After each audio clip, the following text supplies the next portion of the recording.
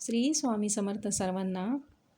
आज आपण अधिक मासानिमित्त पुरुषोत्तम महात्म्य पठन आणि श्रवण करणार आहोत. रोज एक अध्याय याप्रमाणे आपण पठन करूया. सार्थ श्री पुरुषोत्तम महात्म्य अध्याय पहिला. श्री गणेशाय नमः. श्री गुरुभ्यो नमः. श्री राधाकृष्णाय नमः. शरणगतांचे कल्पवृक्षाप्रमाणे मनोरथ पूर्ण करणारा, वृंदावनातील जनांना निरंतर समाधान करणारा व वृंदावनातील जनांना पूर्ण चंद्राप्रमाणे आल्हाद देणारा अशा अद्भुत पुरुषोत्तमाला मी नमस्कार करतो. नारायणाला, सर्व नरामध्ये श्रेष्ठ अशा नराला सरस्वती देवी व व्यास यांना नमस्कार करून नंतर इतिहास कथन करावा. एकदा सर्व ऋषी एकत्र मिळून सत्र करण्याला नैमिषारण्यात एकत्र आले.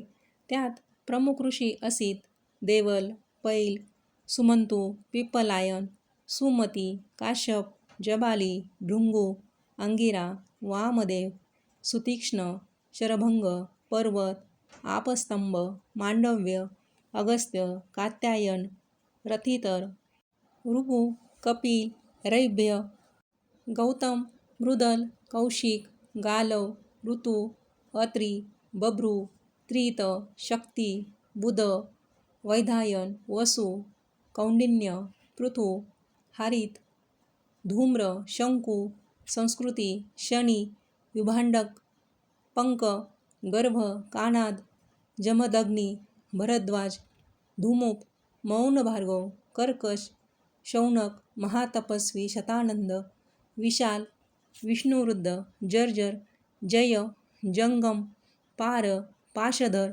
पूर, महाकाय, जैमिनी, महाग्रीव, महाबाहू, महोदर, महाबल, उद्दालक, महासेन, आर्त, आमलकप्रिय, ऊर्ध्वबाहू, ऊर्ध्वपाद, एकपाद, दुर्धर, उग्रशील, जलाशी, पिंगल, अत्री, ऋभु, शांडीर, करुण, काल, कैवल्य, कलाधार, श्वेतबाहू, रोमपाद, कद्रू, कालाग्नी, रुद्रम, श्वेत्वाश्वतर, आद्य, शरभंग, पृथुश्रवा हे सर्व ऋषी ब्रह्मनिष्ठ, वेदांग पारंगत, लोकांवर अनुग्रह करणारे, परोपकारांकडे ज्यांचा स्वभाव दुसऱ्याचे प्रिय करण्यासाठी जे निरंतर तत्पर, श्रोत व स्मार्त कर्मामध्ये एकनिष्ठ असे आपल्या शिष्यवर्गासह नैमिषारण्यात एकत्र सत्र करण्याकरता आरंभ करते झाले. इकडे पौराणिक सूतही तीर्थयात्रा करण्याच्या उद्देशाने आपल्या घरातून प्रवासास निघाला. त्याने पृथ्वीवर फिरत असताना नैमिषारण्यातील वरील सर्व ऋषींना पाहिले. तेव्हा सुताला अतिशय आनंद झाला. संसार समुद्रापासून तरणारे असे ते सर्व ऋषी आपल्या शिष्यांसह तेथे बसले होते. त्यांना नमस्कार करण्यासाठी तो आला.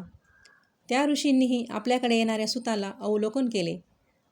ज्याने लाल वल्कल परिधान केली आहेत, ज्याचा चेहरा आनंदित व शांत आहे, जो वेदांत शास्त्रात निष्णात आहे, जो सर्व गुणांनी संपन्न आहे, जो ब्रह्मानंदात गढून गेला आहे, ज्याने गोपीचंदनाचे 12 तिलक लावले आहेत व जो शंख, चक्र व नाममुद्रा लावण्याने सुंदर दिसत आहे, ज्याच्या गळ्यात उत्तम प्रकारची तुलसीमाला शोभत आहे, जो मस्तकावरील जटामुकुटाने शोभिवंत दिसत आहे, जो मुखाने श्रीकृष्ण शरणम मम असा मंत्र जपत आहे, ज्याला सर्व शास्त्रार्थाचे सार अवगत आहे, जो सर्व लोकांचे हिताकरता झटणारा, ज्याने सर्व इंद्रिये आपल्या ताब्यात ठेवली आहेत, ज्याने क्रोध जिंकला आहे, जो जिवंत असून मुक्त, जो आपल्या सदाचाराने जगाला गुरुस्थानी झालेला आहे, ज्याच्यावर श्री वेदव्यासांची पूर्ण कृपा झाली आहे, जो व्यासांप्रमाणे निस्पृह आहे, अशा सुताला पाहिल्याबरोबर नैमिषारण्यातील सर्व महर्षी एकदम उठून उभे राहिले. नाना प्रकारच्या भगवतकथा ऐकण्याच्या उद्देशाने त्याच्या भोवती ते जमा झाले. तेव्हा तो नम्रसूत मोठ्या आनंदाने हात जोडून त्या ऋषींना वारंवार साष्टांग नमस्कार करू लागला. ऋषी म्हणाले, हे सुता, तू दीर्घायू हो. तू महान भगवत भक्त आहेस. ते आम्ही तुझ्याकरता उत्तम प्रकारचे मनोहर आसन तयार केले आहे. हे भाग्यवंता, तू अतिशय दमला आहेस, तेव्हा या आसनावर बैस. असे म्हणून ते सर्व ऋषी आपल्या स्थानावर बसले असता सुताने त्या सर्व ऋषीगणांना आपली तपोवृद्धी निर्विघ्नपणे चालते ना, असे आनंदाने विचारले व मोठ्या विनयाने ऋषींनी दाखविलेल्या आसनावर जाऊन बसला. तो रोमहर्षाचा पुत्र सूत आसनावर स्वस्थ बसून श्रमरहित झालेला आहे असे पाहून पुण्यकारक कथा श्रवण करण्याची इच्छा करणारे ते सर्व ऋषी त्याच्याशी बोलू लागले. ऋषी म्हणतात, हे भाग्यवंत सूता, यावेळी तू मोठा भाग्यवान आहेस, कारण तू आपल्या गुरुच्या कृपेने व्यासोक्तीचे हद्बक जाणत आहेस. आज बऱ्याच दिवसांनी तू या नैमिषारण्यात भेटलास. तू खुशाल आहेस ना? हे व्यासशिष्योत्तमा सूता, तू फार वंदनीय आणि पूज्य आहेस.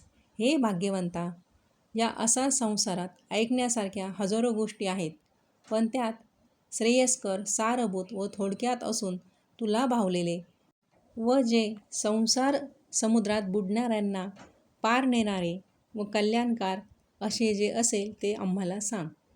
अज्ञानरूप तिमिर रोगाने अंध झालेल्या, ज्ञानरूप अज्ञानाने दृष्टी देणाऱ्या हे सूता, भवरोगाला दूर करणारे असे औषधरूप कथासार तू आम्हाला ऐकव. हे कथासार हरिलीलाने युक्त व आनंदकारक असावे. असा शौनिकादी ऋषींनी प्रश्न केला असता सूत हात जोडून म्हणाला. सूत म्हणतो, हे ऋषी हो, माझे मधुर भाषण आपण श्रवण करा.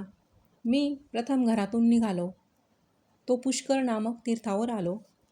तेथे स्नान करून देव, ऋषी व पितर यांचे यथाविधी तर्पण केले.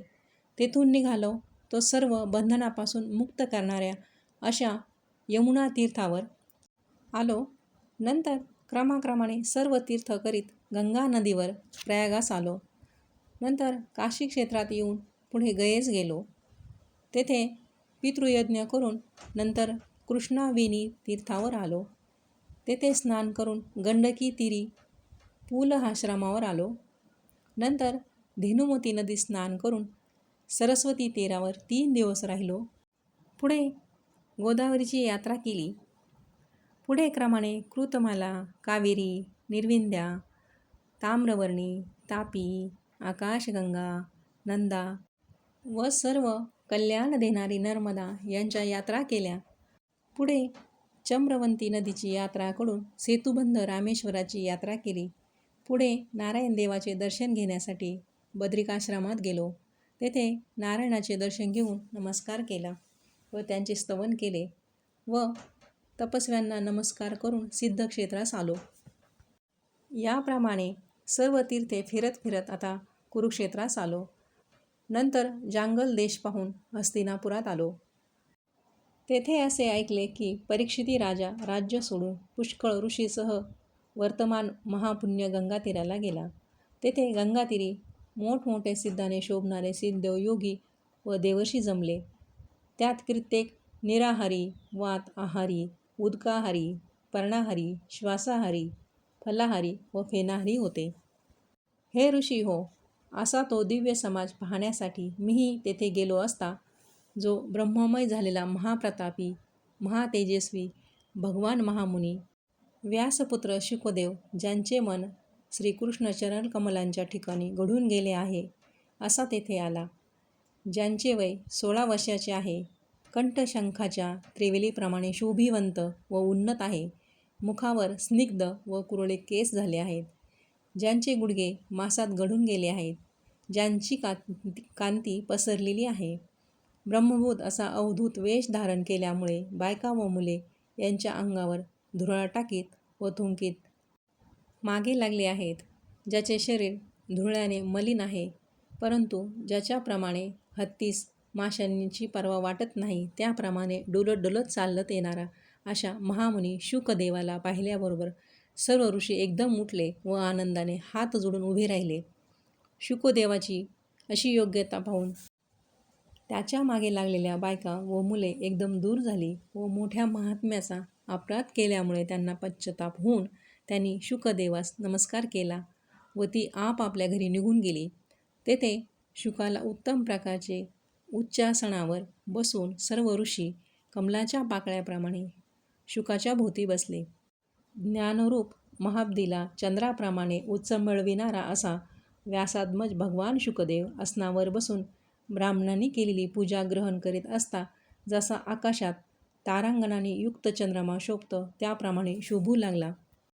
इति बृहन्नारदीय पुरुषोत्तम महात्म्ये शुकागमने प्रथमाध्यायः अध्याय पहिला पूर्ण.